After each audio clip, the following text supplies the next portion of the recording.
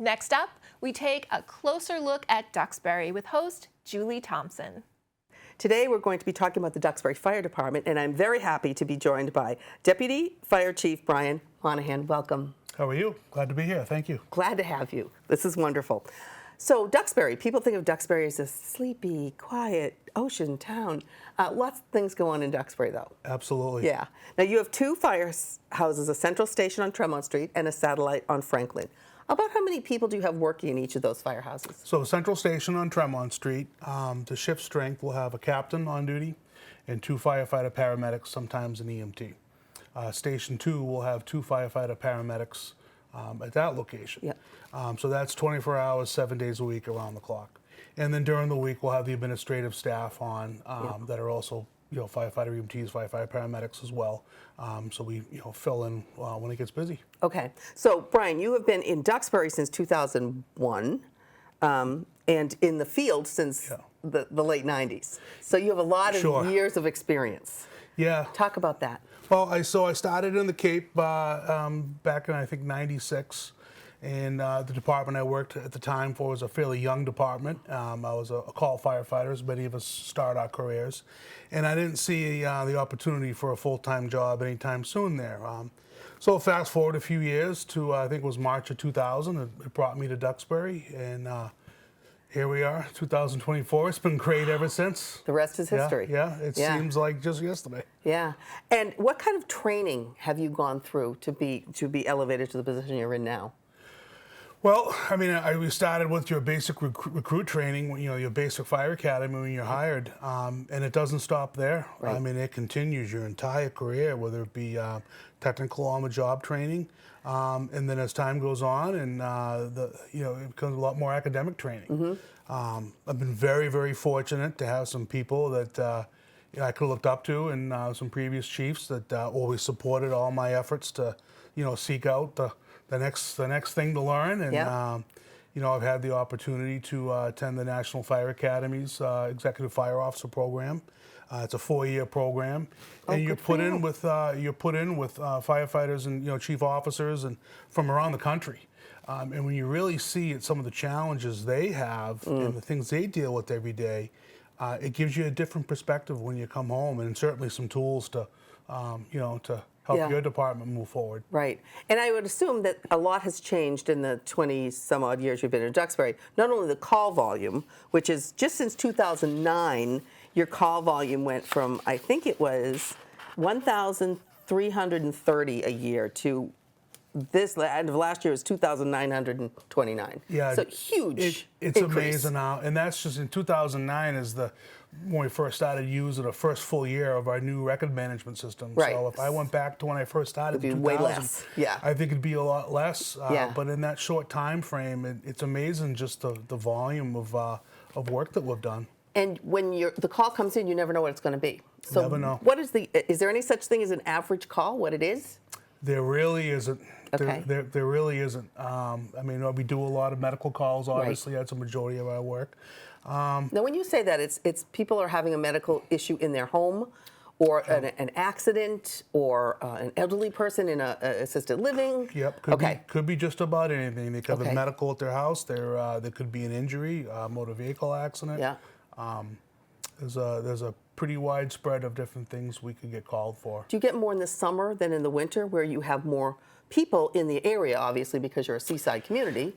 Yes and no. If you look at our statistics for the number of calls per month, it seems like the fall can be a little bit busier. Getting back into the school season, why, I don't know, but it seems pretty steady, year round. Yep. It's the types of calls that we respond to, obviously, more calls down, in the summer down the beach area. Right, right. But yeah, certainly I think it's kind of a pretty good mix of what we do. Now, do you have specialized training because you're a seaside community? Yes and no. So all the firefighters, when they get hired, they go through your basic training. Yep. And then for they're an EMT or a paramedic, they'll have some training on that side. So everyone has your basic, your minimum training. Once they come to Duxbury, we kind of pick up, where your basic training left off, and we hone in on some of the stuff that you would deal with working for a coastal community. Marine operations is definitely one of them. Operating a boat, and a lot of times when we're called, it's generally not good weather out there. So we need to be able to operate the vessel and respond to emergencies along the water and all weather. Yeah. Do you do search and rescue on the water too? We can if it's within our jurisdiction. Okay. Yep.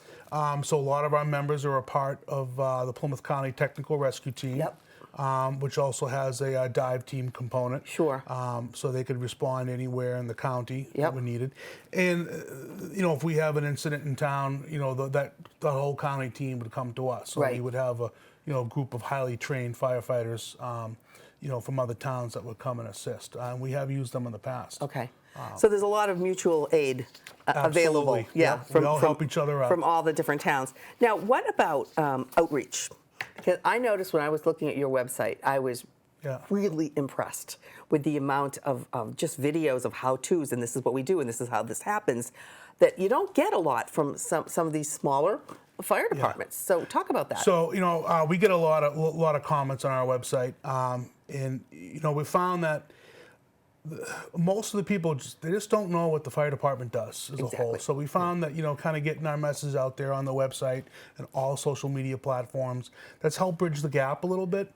But I think really where the website became really helpful was during COVID, when we couldn't get into the schools and do some of our fire prevention with the younger folks. We relied on the website, and I think that was definitely a huge hit. We got a lot of emails from teachers saying this is great, and I really even think teachers outside of Duxbury were using it, so it was kind of good to hear. But we put a lot of information on there, a lot of different tips. So if people have any questions, they can go there. You can 2 o'clock in the morning if they want to research their smoke detectors or something, how to do something. And then they certainly call us if they have any other questions. Right. But I think it's a great tool.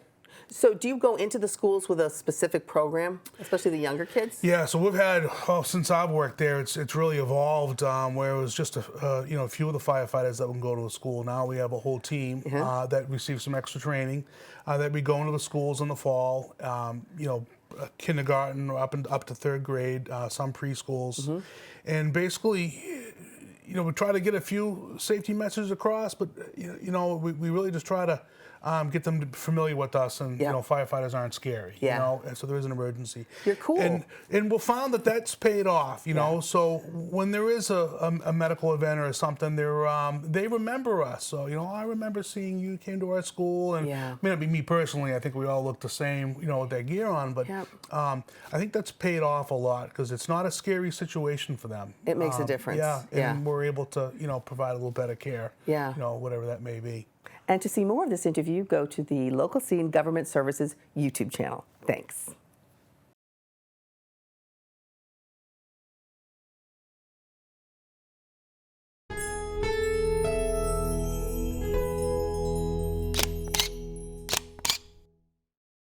Thank you for watching. If you enjoyed this video, please hit the like and subscribe button before you go. We'll see you next time.